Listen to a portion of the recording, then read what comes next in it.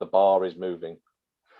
And it says live and custom live streaming service. Not quite yet. As it likes to always. Now it's live. Aha. Hello. Hello. We are live. Shirt coordination, glasses coordination. Yeah. Could be worse for a Sunday afternoon. Yeah. We are indeed. Yeah. Spurs away. Yeah. I think that sums up. I think that probably sums up most people's feelings of.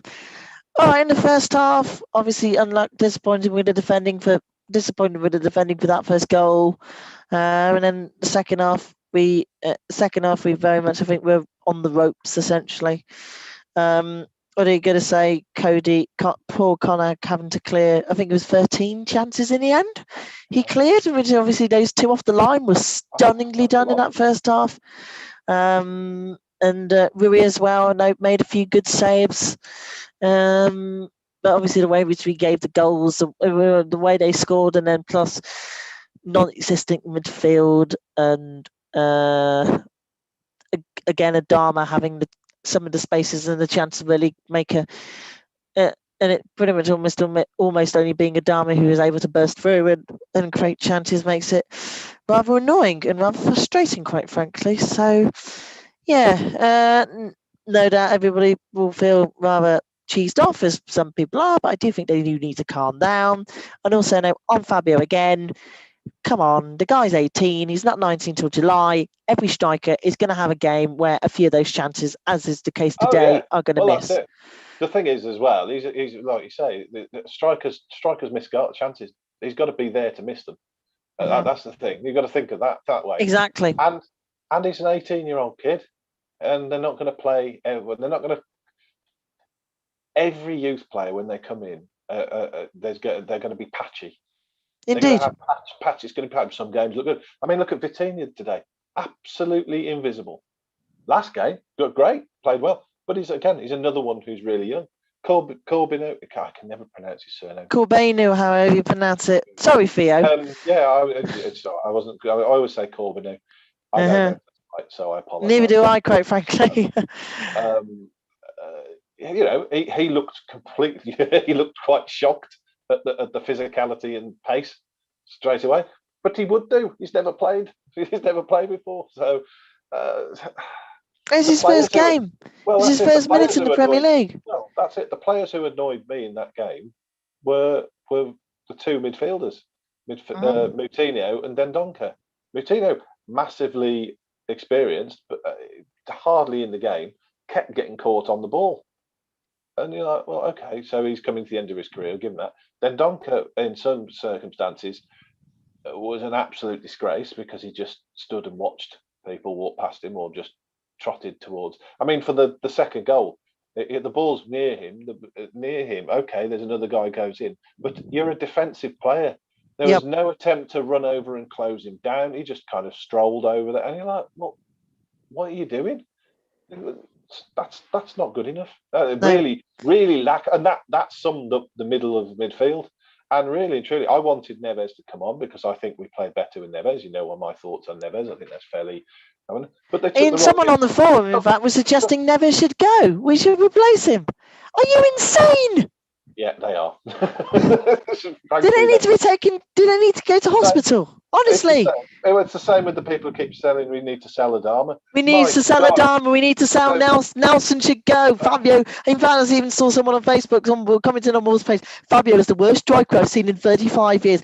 Give them all a break. They are people with talent who just aren't, who are in a team which is just a bit mismatched to fully show it. Did someone genuinely say the worst striker they've seen in 30 years? Yeah, I saw that on Facebook. Kid me not. Really? Indeed, on Wolves' Facebook page. I have to be saying, if someone is saying that Silva is the worst striker they've seen in 30 years, they haven't been watching Wolves for 30 years. Have they met John Daddy Bodvarsson? Bless him. I like, but no, Bodvarsson's nowhere near the worst. Only kidding, of course. We've had some right stinkers. Absolutely. I mean, we had the solution to all our problems under Glenn Hoddle, who never scored the pole without a goal. I mean, someone's even suggested Fabio Silva to. Someone's even suggested on Facebook. This is how just ridiculous it is. Fabio Silva to Swansea for the duration, please. Don't worry, everyone. I keep being told Silva's one for the future, so all is well. I don't mind the idea. Keeps saying Silva's learning his trade. How do you learn to shoot from 6 yards out? Someone suggesting he needs to be loaned. Yeah, and then the person said it. A guy called Nam Trung on Facebook has said Fabio Silva, 40 million euros for an 18-year-old player is funny. He should go home and sleep with his mother. Worst player I've seen in 31 years. Oh. Honestly, people don't know what they're talking about. And with that, hello, Richard. Hello. What a dramatic introduction, but it's just people just going bizarre and berserk for no reason. For no legitimate reason. What are people saying about Gibbs White? Because I thought he was outstanding today in that team. To be fair, for someone who has not rated Gibbs White at all, I was saying I wanted Neves to come on, but the wrong midfielder went off. Gibbs White had a really good game. I was really much impressed by how he played today. Much better. Look, there's no doubt about the result, is there? The right team won. Yeah. And we missed a few chances. They missed more. You don't say when Kane misses or a few of their players, they're worst striker. They're feeding off scraps our strikers. The problem was we didn't dominate the midfield enough, and defence was overworked. And I thought, ironically, I thought Moutinho had a good game, but defensively, no, I didn't. I thought it was awful. Defensively, he wasn't anywhere near it, and that was the problem. We missed. We didn't have the right defensive midfielder there. Dendoncker just didn't seem to be able to cover it. Well, he didn't. I thought going forward, I thought that was our problem. Was that we had no midfield. The midfield two had no influence on that game at all. Oh, I totally disagree with that, because Moutinho going forward, he played that ball through to, was it Traore? I think he played a few good balls forward. And I still think in the final third he's much better, but he isn't going to get back. He's just not going to get back. For me, he got caught on the ball far too many times. A few times. I genuinely thought, like you say, Gibbs White, however, was dropping back into midfield and doing their job for him. I thought a lot of the time.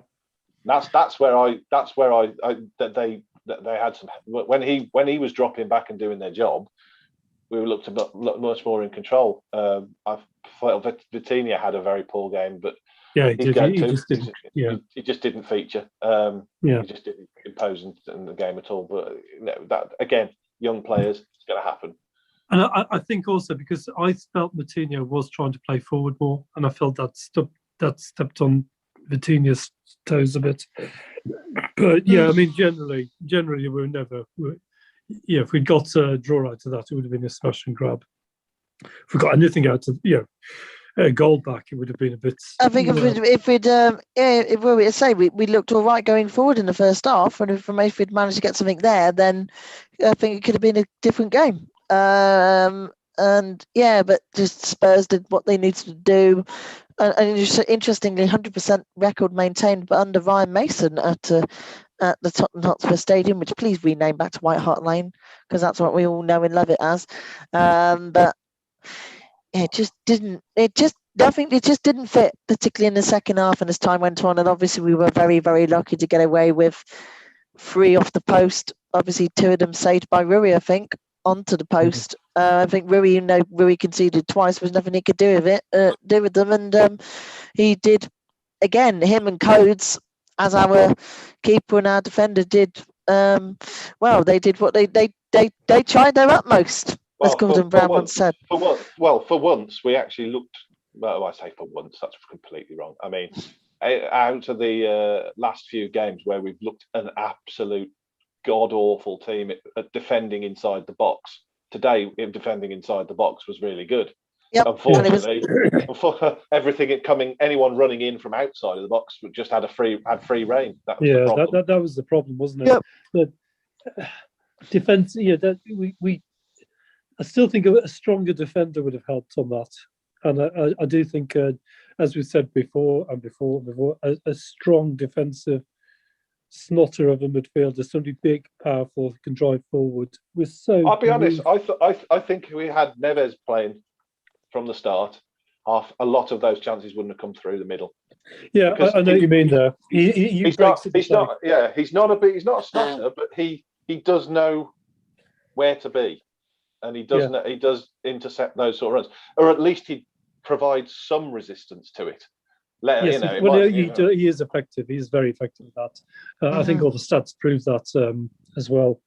But people are obsessed with him shooting for some reason, and he's always been a defensive midfielder. I don't know. I mean, I just don't know. I think Cody, without Neves on, he's spraying the ball around. It feels like if a team has 11 players who gel together to be greater than some of the parts, very often we pick players who don't complement but kind of are the same. We don't seem to build a team. We play. One of my friends said, there's too many favourites, really. And it feels like you've got to be ruthless. It's like alchemy. You may love chili in your food, but you can't just have all chilies in seasoning. You've got to get that recipe right. But for me, I don't mind losing when a better team deserves to win. I'm concerned about some performances, maybe not putting in all the effort. I'm very positive about Gibbs White. Silver's going to have games like that where he's played well for a few games. Exactly, and that's what learning. Yeah. And Matinha the same. Yeah. And that's what I got to be honest here. That's what much of the fan base needs to learn. These are young, raw, talented players, of whom have got a lot of potential about them, as Fabio has shown during the season. Again, nothing he could do about his price tag, which I suspect has had a bit of pressure on him. Nothing he could do in the senses of the fact that he's pretty much had to play this much time when he wasn't expected to, thanks to Raul's near-death experience. But he's tried. And again, you're going to have those. Yeah, there will be games like that where it just doesn't come off.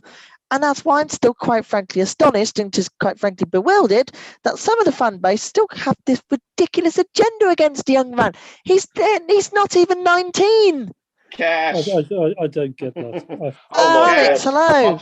Shall I tell you what's more shocking than the second half performance is Alex with no top on. First topless caller. It was bound to happen. I just stepped out of the shower, guys. I came as soon as I heard that we no, I actually watched today. What do you think? I don't know. I felt really good for the first 40 minutes or so. They were asking an awful lot of questions at the end of the first half, and then Harry Kane, it was Harry Kane. But clinical finish, by the way, that was, and the way he took it from Cody was just excellent.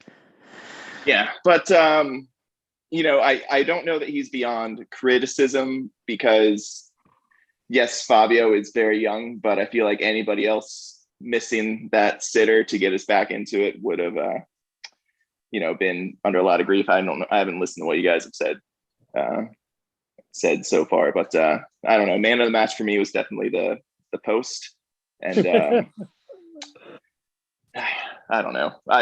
It's 2 games to go. I can't be really bothered with the season anymore, but I thought we looked good looked competent for the first almost half of the game. But first half, going into the half time, I wasn't concerned. I know we'd gone 1 down, but wasn't massively concerned because there was still a half to play. We'd had a couple of chances, we still looked capable of scoring. It just didn't feel like they really came out the second half. Yeah, they didn't step up well. to that. No. Yeah, well, Spurs came out the second half. Yes.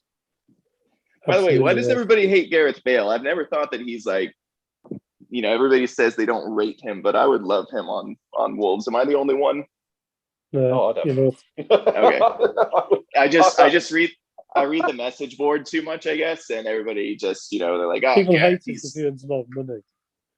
yeah. Well. Well, he does. He does get a lot of. He's just like Gladden, gets to get paid on holiday. We're actually having a joke before we come on in terms of worst strikers that we've seen or whatever. And again, just so many people slagging off Silva on Facebook and whatever else, including one who said on Wolves' page that he should go back sleeping with his mother, and it was the worst striker we'd seen in 31 years.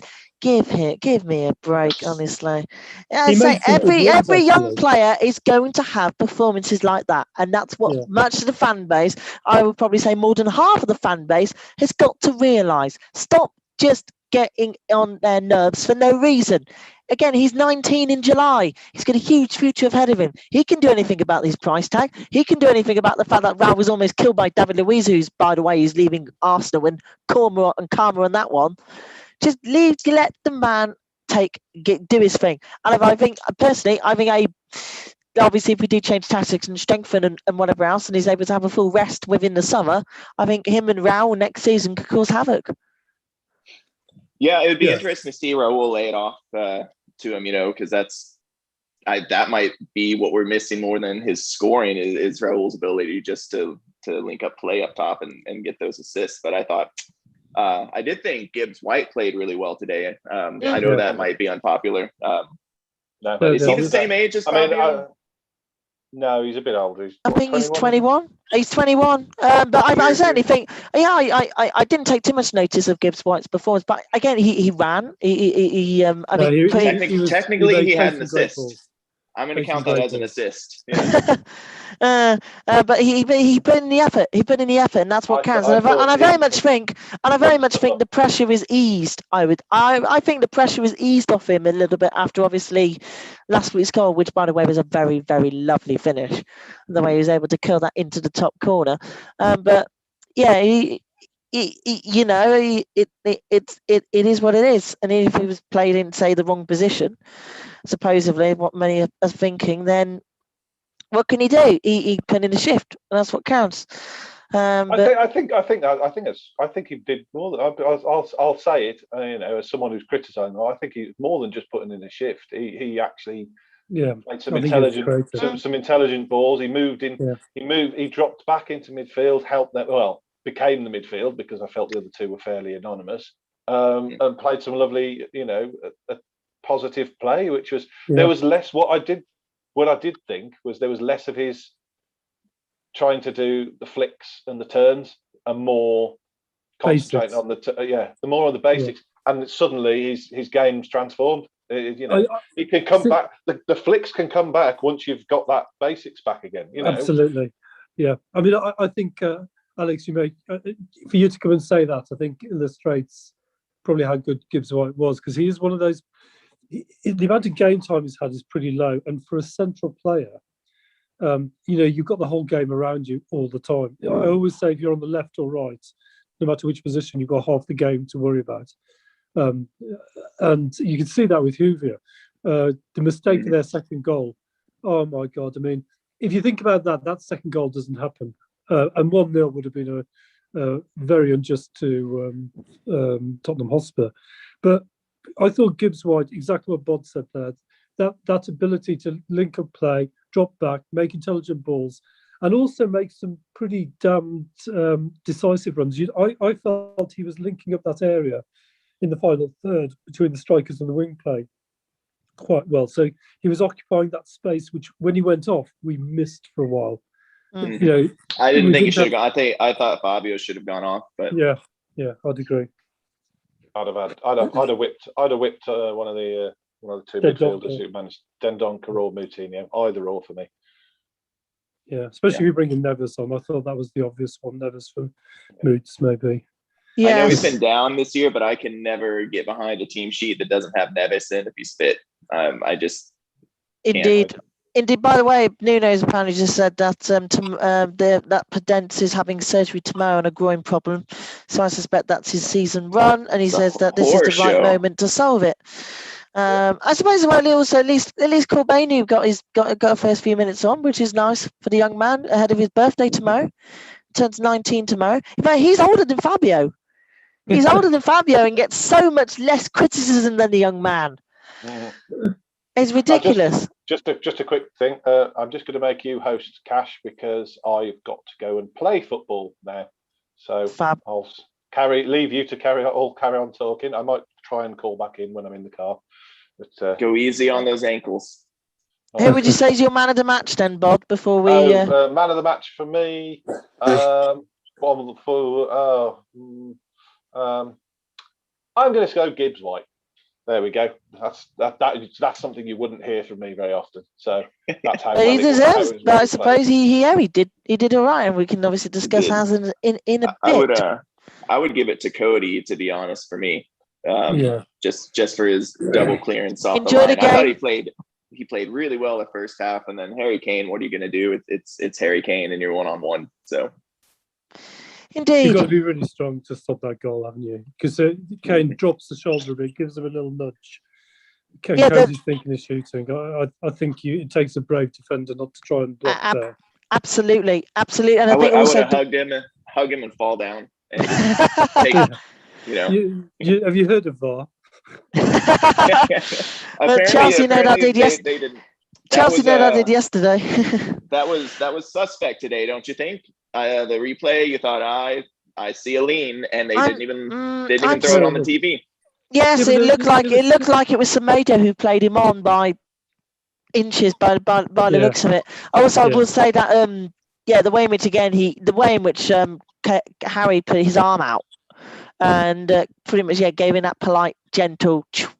Was very, very good. I don't think it was a push as such. He made contact, but I think it was more a drop the shoulder as if I'm going to turn and shoot. Exactly. He reacts to that and goes down, and then falls down, and then obviously there's nothing else he could really do from that moment. It's Harry Kane being Harry Kane, a clinical striker who's again, I think that was his 22nd league goal of the season or something like that.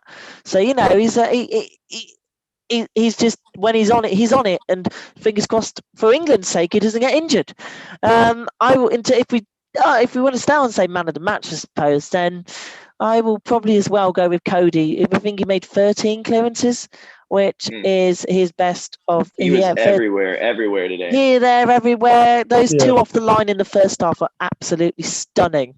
It's a sign of a good quality centre back when you're able to react as quickly as he did. Obviously disappointing that we fell into that situation with him having the need to clear it, but ultimately in the circumstances, those clearances did the job and did them just brilliantly. Well, Cody's off the line clearances have a special place in my heart. That was my second Wolves game I was at, was Wolves Forest, where he cleared it off the line, and then Dave Edwards ran it down, and I think Wyman laid it off to Dicko. Like 4 years ago. Oh wow, who knows when that was? Goodness me, because I know in 17-18 when we last played for us, we lost 2-0. Yes, but no, he's just so good at that. I think maybe the fact he's also a bit lanky, I suppose, could help. He's able to run back and the speed, and the way he's able to, and the fact he didn't move and knew it was going to come to him, and exactly did his job brilliantly. Also, we'll say shout out to Rui for, again, couple of good saves as well. Nothing he could do for the goals. And then Gareth Bale's left foot coming at you, so that's indeed. And he did obviously therefore have to. It made him quite busy. And I would say he did. I think he did the job fairly all right. There's one thing that did annoy me, and it really reminded me. I think Rui had a good game, in fairness. And this is a small point, but don't stop playing unless you hear the whistle. And there was a few players who stopped playing and waved their arms around. Yeah, I'd probably agree in some cases. Traore, I remember, seemed to be in a good position, and he gave up on it on the wing. So yes, that's one thing. I think that's one thing which is going to have to be addressed in terms of some players and some suggestions that some players aren't playing for the shirt or just don't like it, etc. I don't. Those are bored fans. Yes, it's those who just have agendas to cheese everybody off, as it again has been the case as shown online today. But there are a few which again just say, along with defence, clearly we obviously do need a new midfield. That is one again being I shown very obvious, so invisible. We need to decide. We need to decide: are we going to stick with 4 at the back to give us an extra man in attack? Which I really hope we do, because I think with some of the young players and the players we have, that's going to be more of a route to success. But then you decide what you build your midfield around, and I kind of suspect would be with Alex. I think you base it on where Neves is best and complement him, which I do think is a strong box-to-box player.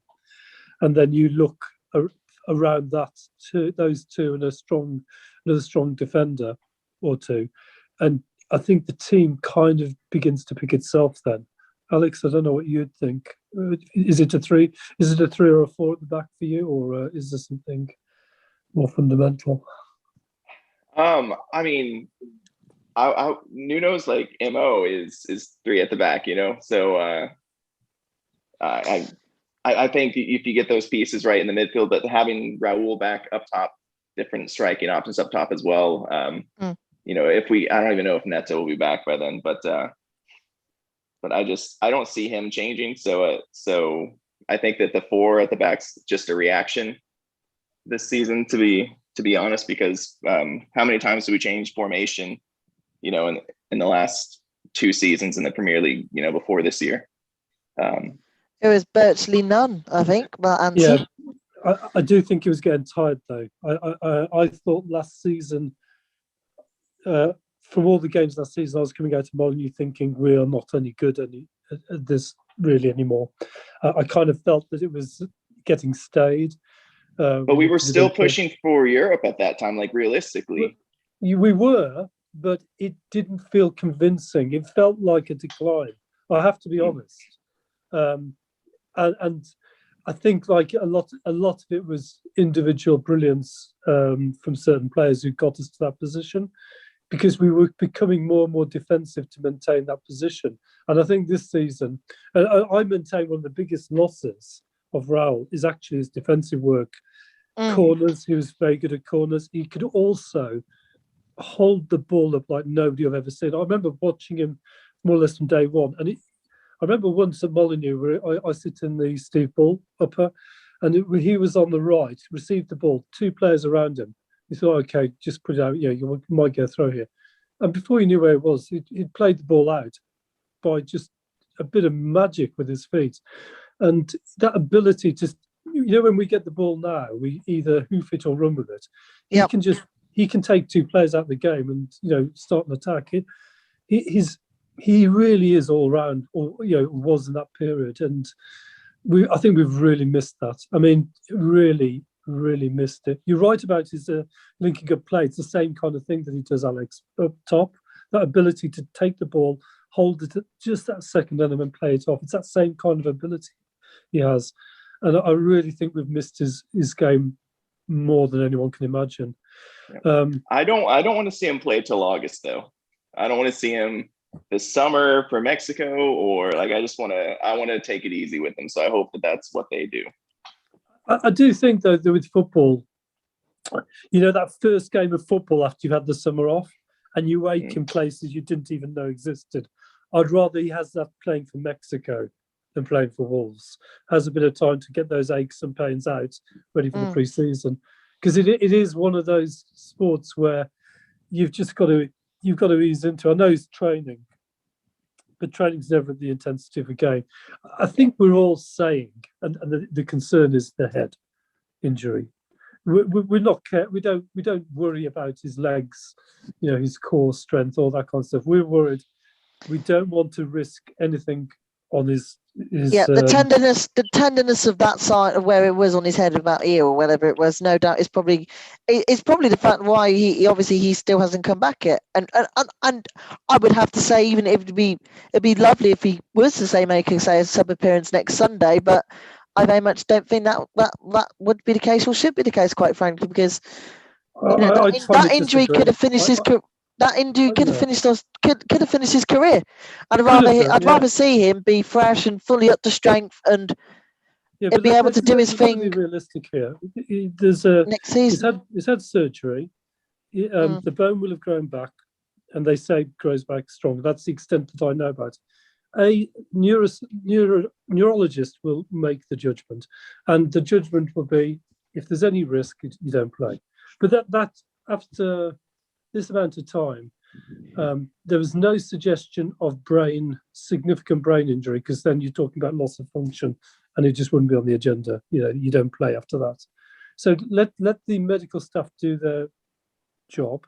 If he is ready to play and he's mentally in the right place to play, which is the other side, then he should play. But we just don't know enough to make that call. I would like him to play. I'd also like him not to play, purely based on the facts. I do feel that it comes down to simply that. Does he want to play, and has he been passed without any doubt fit? That's Indeed, it. time will tell, That's I suppose. And it obviously has He's been got to nearly... go on the pitch at some point. Yeah, And at we've some been point, 5.5 months since the injury occurred, actually. So that is a very, very good point to make. And I suspect I would suspect he wants to play and he's eager to play. And if he can get out and play before the season ends, then I think he'll give everybody a big boost. But it's a very, very interesting. It's a very, very interesting point, and we'll have to obviously see what the medical professionals in the club are saying. But obviously, shame as well that I think Ain't Norrie is on the bench, by the way, because of obviously his knock last week or whatever. But I know obviously Pedant's being injured. But I suppose knowing that we need to go out in the summer and obviously transform ourselves and obviously improve and obviously build around certain people. And obviously the fact that Nuno said we need to have a bigger squad. How big more of a squad should we have, particularly with how big do you think we should go, knowing obviously we've obviously been ravaged by injuries, and I think if it wasn't for those injuries, we could have been similar place. It's this summer you have to go for it. You just have to. How big do you think? I would say like 4 to 5 legitimate signings. Like this is it. If it doesn't work this season, Nuno's not going to be here by his or the club's accord. So this is our kind of all in season coming up. Fans are back. So if you believe that we aren't who we are because we don't have the fans, well, let's see what happens this coming season. But I would say like every area, every phase needs that improvement or that backup. So let's say like look at Man City, who we want to emulate. If they don't even like play with an out and out striker, but they have Premier League replacements at every area of the pitch, and they have a problem choosing players. So that would be nice. Same with Leicester, I have to say, with the way they've again built around players who've gone, and obviously the fruit of that was yesterday, which fair play to them. They absolutely deserved it. Absolutely, that was a great goal. Yeah, but again, they have invested. What they've done is they've taken risks on some players. They've signed. They've probably signed a few more than we have at that kind of. They've signed players who would probably be at the kind of at Norrie stage now, whereas we signed them on loan a year before, if you know what I mean. So I kind of think I don't think you. The one thing I would challenge anyone. One, Man City, Liverpool, Arsenal, Chelsea, Man U, their budgets allow them to have 70, 80, 100,000 pound players sitting on the bench not getting any game time. Yeah, we're not going. If we're signing players to sit on the bench not getting game time, we're not going to be paying anywhere near that, and that will give you an indication of the quality. So I think the only strategy is to look for. You want a smattering of signings of absolute experience who can walk into the team. And in a way, it's what they add to the dressing room and training that you probably want, because you'll be looking to transition to the other type of player, which is the up and coming, and you probably need to go a bit heavier on that. And you're not going to roll. Is it? I can't remember what he's rolling craps now for. Is it 7s, 11? I can't remember. But you're not going to roll right every time, are you? You've got to accept some duds there. So I kind of agree with you, Alex, although I'd temper it with that concern that I do think we have to take a bit more of a gamble on players, but I do think it's the season to go for it a bit more. I think there's a core of a great squad. I kind of feel in a way, I just hope Neto comes back bigger, better, stronger, because he ain't going to get picked up. He ain't going to get bought with an injury, putting him out till Christmas. That's one thing for certain. And I kind of feel there's an opportunity to put a little marker down to keep him here. Indeed. He'll have to prove himself again, and that might give us another year of him.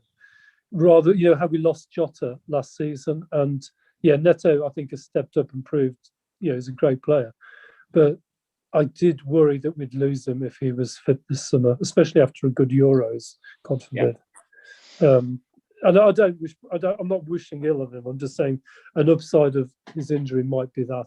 You just hope to God he is better. He does come back strong. Absolutely. I'm sure someone like Pedro will. And if we were able to build a team around him and Ruben and obviously Rao and obviously Fabio as time goes on, and that's where I think we'll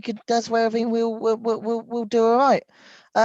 Also to note, I thought Dharma, obviously, bless his heart again, him almost being the only attacking forward, and now seeing the photo that's been coming around of, I think, him in the second half, him being the only person in the picture. I think that very much that says a lot in terms of. Is he in the corner of the box, just like looking like, where are you guys? Because I remember that play. Yep, indeed it is, and that one has gone up on Facebook and is enabling people to slag Nuno off. I think, I suspect as well, because of. On the other side, the second goal for Spurs was because the midfield, was he a midfielder or defensive guy, was gambling and just ran in the box. It was young Kayana who he obviously, he probably knows he should have put that out, and obviously got rid of it. He'll probably get a talking to, I would suspect. Yeah, he'll learn from it though. Yeah, he's young, he's learning. Exactly. But apart from that, he put a few passes astray. Bit of link-up play wasn't there, but how a player's going to? It's like Courbier. He got on and got, he was getting nudged, pushed, and he was going, "Where's my foul?" Well, you're in the big league now, and you've got a ref who hasn't given anything all game. So don't. You should be saying, you're not any nudge, you're not going to get anything. Don't, you've got to be stronger, and he'll learn from that. It doesn't make him a bad player to go, "Where's my foul?" That's part of the learning process. Absolutely.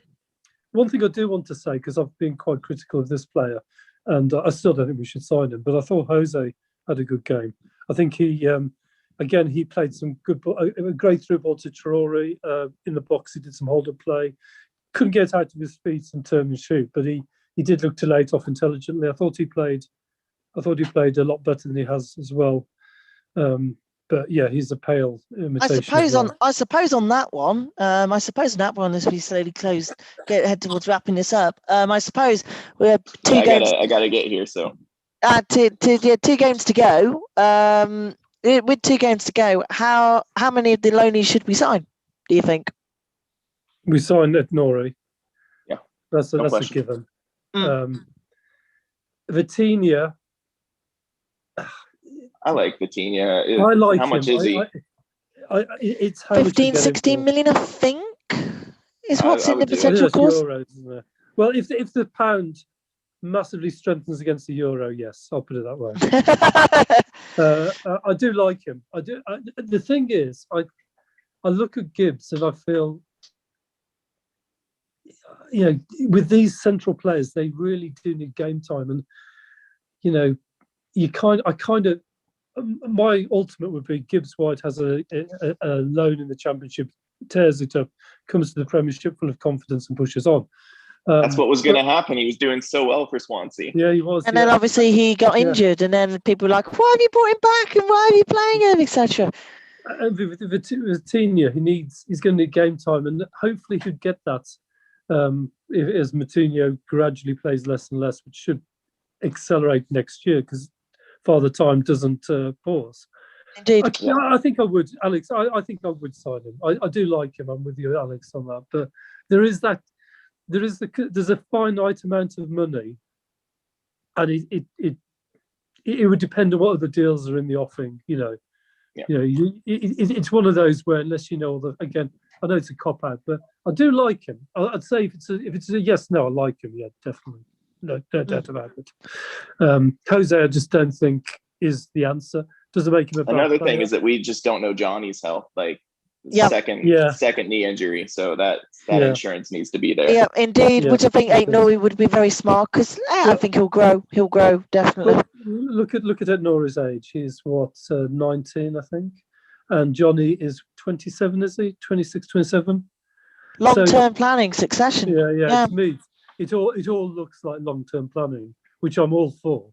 So Nora is a no-brainer, absolutely no. And you've also got, although it's looking like it won't happen, but we bought I can't remember his name, guy who went on loan to Ipswich, bought him from Bury or Rochdale or somewhere. Who's his name? You know the guy I mean. Oh. And he's so young. He's got so much to develop. Everyone develops at different paces. Is the thing of this age, and until players get to 23, 4, 5, you're not. Dele Alli, for example, was 25, is he now? Yeah. And it takes time for players to develop, and you want to get. I felt bad for him not scoring that goal. By the way, he's had such a bad season. Yeah, he's only plays. There was apparently he's only his 5th appearance all season. Dele, extraordinary, incredibly, absolute. As a West Brom lead Liverpool. Oh wow! As if this afternoon could get any worse. I got to bounce, but who are we up next? Everton. Yeah, we have Everton. Just quickly say as well, well done to Wolves women who won the Priggett and Crone Cup last weekend. Woohoo! And he also actually won today as well in a game against Newcastle 3-0. And he also actually won Molineux against Lincoln City in early June, which is great. Which is giving me invitation only at the minute, but but yes, next. But good up the Wolves women. And yeah, Everton on Wednesday. What time is it on Wednesday? Let me have a look. Is it a daft? Probably right in the middle of my workday per usual. Is it a daft? Is it a daft kickoff time? I think, if I saw right, it's at 6 o'clock. So I'm going to have fun getting back from the office. But Everton, who still have a chance of Europe, who could get into the Europa League quite realistically with the game in hand. Thoughts, guys? We can win, but if we play like we did today, without the urgency, we won't. I'll go for a 3-1. No, I go for 3-2 to Wolves. So I can't. It won't happen. But 3 goals for Wolves. That's risky. Yeah. Well, it's silly season. Silly season. It is. It is. I could see a 2-1 Wolves. The 1-1 seems more fair, but let's go 2-1 Wolves for me. I'll be the optimist as well, and even though Everton even though obviously all these games in midweek are having fans in for the first time in goodness knows how long, which is great, and obviously, I hope the 4,000 do at Molineux next Sunday for Manchester United. Enjoy. I'm looking forward to seeing that. It'd be great if fans back in the ground. I think we'll give folks a boost, and we can discuss more Wednesday. But I think I'll go. We'll hang 5 on Manchester. Don't worry about that. I think we'll go. I'll go over 2-1 on Wednesday against Everton, and maybe Everton's season will kind of fizzle out and stall a bit. But we'll see how it pans out. But it should be an interesting one. But nice, in fact. I think the players will embrace the fact that there will be fans in the ground for the first time, I think, since Liverpool away. Although that one was a one to forget. So maybe I'm cursing myself. Excellent. Cheers, chaps. We will be back next Wednesday just after 8 o'clock. If anyone else on the forum does want to join us, then please do so. The link will be put in the usual places at the usual time. And until then, you have a good rest of your Sunday and good start of next week. Adios. Bye.